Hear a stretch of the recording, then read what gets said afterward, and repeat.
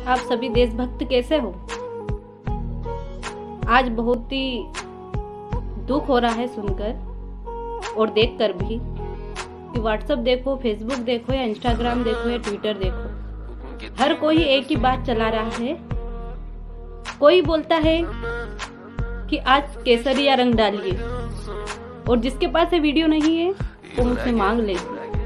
कोई बोलता है कि आज सभी नीला झंडा लगाइए और अगर किसी के पास नहीं हो तो ये वीडियो मुझसे मांग लीजिए।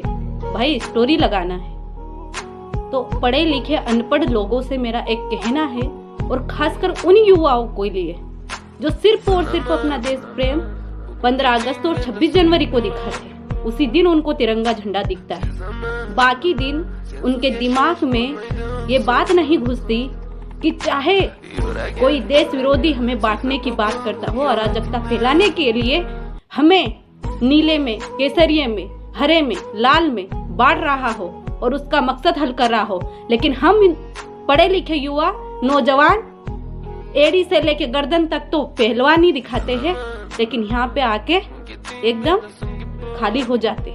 यहाँ पे तो हमारे पास कुछ बचता ही नहीं है।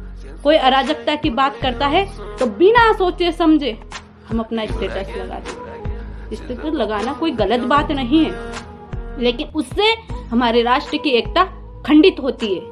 संविधान खुद हमें हर विचारधारा को मानने की आजादी देता है और सबकी अपनी अपनी विचारधारा होती है। मेरी स्वयं की भी एक विचारधारा है, लेकिन सबसे पहले हम पढ़े लिखे युवाओं के लिए राष्ट्र सर्वोपरि होना चाहिए। और हम कोई भी स्टेटस लगा सकते हैं, लेकिन किसी के कहने पे क्यों लगाएं।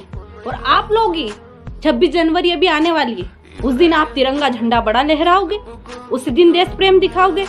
अरे आप लोगों के कारण कितने ही सैनिक बॉर्डर पे खड़े हैं देश की रक्षा के कारण, लेकिन आप लोग क्या कर रहे हो?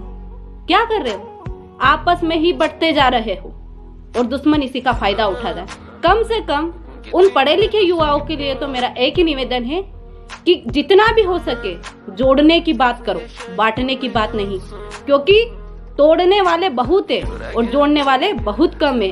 अगर भगत सिंह सूली पर चढ़े तो वो तो सिख धर्म से थे। उस दिन वो कह देते कि आजादी मिलनी चाहिए तो मैं सूली पे चढ़ रहा हूँ, तो सिर्फ सिख धर्म के लोगों को मिलना चाहिए।